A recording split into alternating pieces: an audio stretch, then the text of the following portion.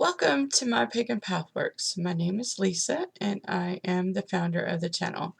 If you're new here, we welcome you and I invite you to like and subscribe to the channel. If you're a returning subscriber, thank you so very much for joining us again today.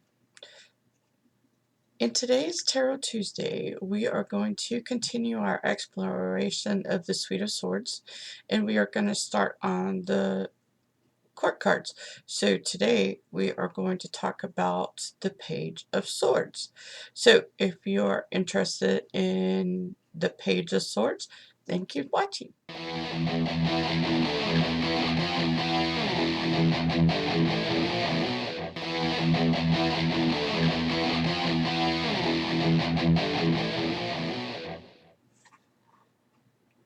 Alrighty, thank you for staying with me. So let's do a little bit of review before we actually talk about the Page of Swords. So in my opinion, there is a progression of the cards from 1 to 10.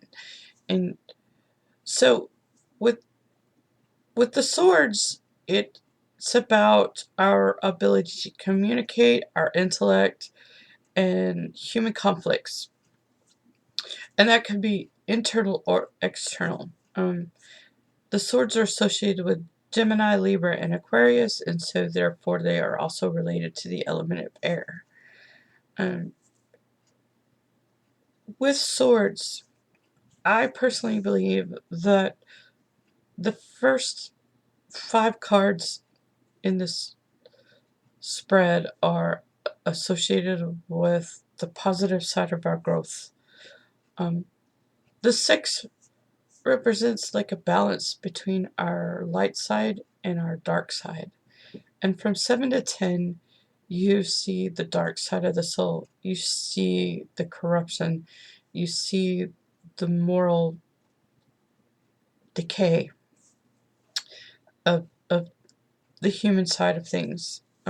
Or you see the dark night of the soul. So with the ace, you're talking about pure logic. The 2s represent logic and emotion. The 3s represent the marriage between logic and emotion and the fallout from that. The 4s represent a resting period where we need to rest our mind. The 5 represent our personal growth and how growth of the intellect helps us determine when it's time to cut our losses and run. The 6s are that balancing place where we have balanced our logic and emotions together. The 7s represent deception and moral corruption. The 8s bring us to a place where we are held captive by our own mind. The 9s represent our mind's ability to affect both our body and our emotions. And the 10s is the ultimate betrayal. It's the end of the road, a literal ending. So these higher meanings to the cards help us to interpret what they mean when it's in a spread, along with the cards around it. The court cards are a little different. Instead of reflecting part of a progression, they tend to represent people, or they can actually represent you or someone else, and that is influencing the events that's related to the question. It's important to note here when you're talking about ages or when you're talking about gender specific, that in our modern times, it is, it would be a mistake to say that the pages represent youth. It would be a mistake to say that the swords represent people with physical attributes like dark hair, swarthy complexion, angular features, dark eyes. it is possible that yes, they do, but make sure that you're looking at all the cards around it before you make that determination that it's male or female, or it's a young person, or it's, you know, somebody with dark hair or dark eyes. It would depend on what other cards are around it in the suite. Because a lot of times what you're talking about is it's that energy that's associated with youth. It's not necessarily a young person in a spread. It can be that person's energy. Overall, the pages do represent the feminine and earth. So for the Suite of Swords, we find a meeting between earth and air. So here are my examples of the pages of swords. This one is the Hanson Roberts. This one is the Rider. This one is the Tarot Draconis. And this one is the Celtic Tarot.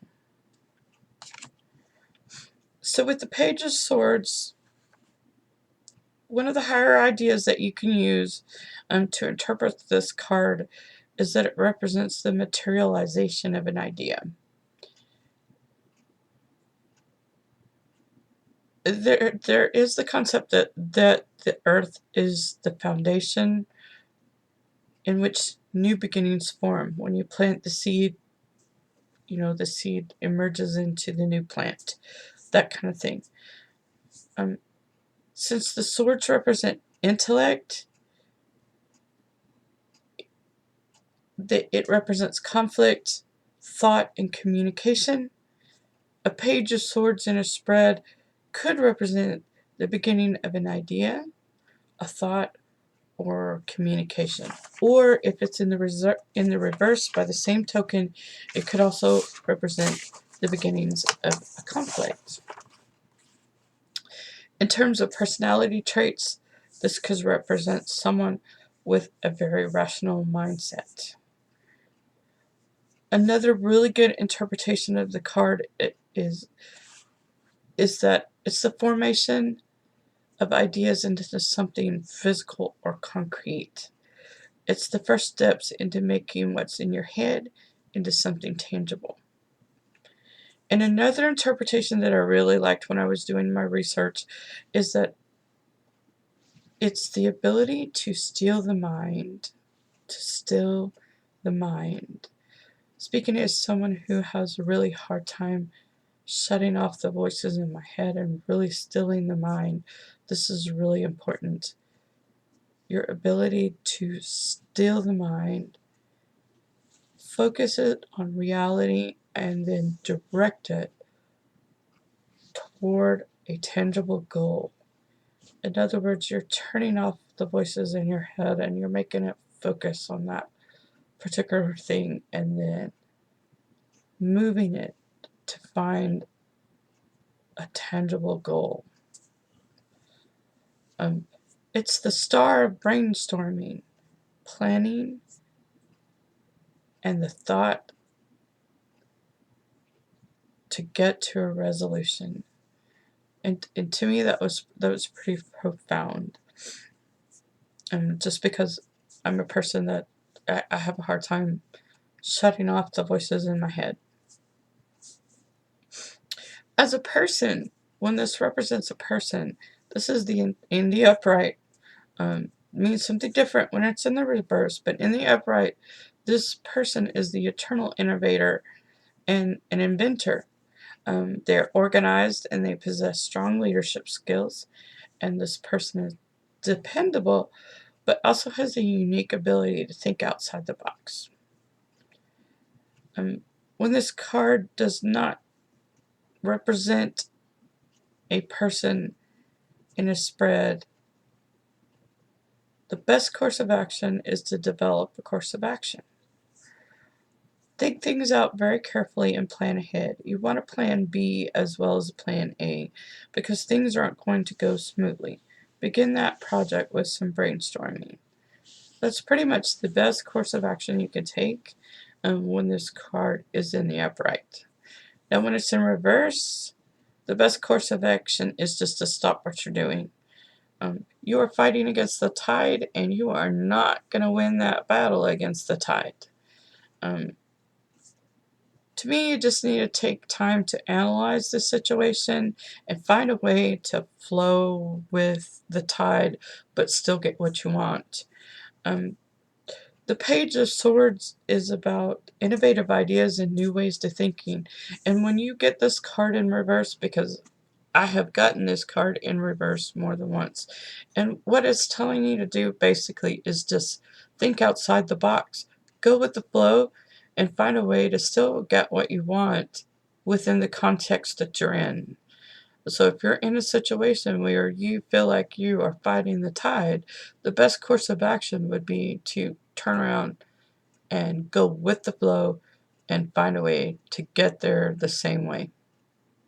Because you're not going to win when you're fighting against the tide.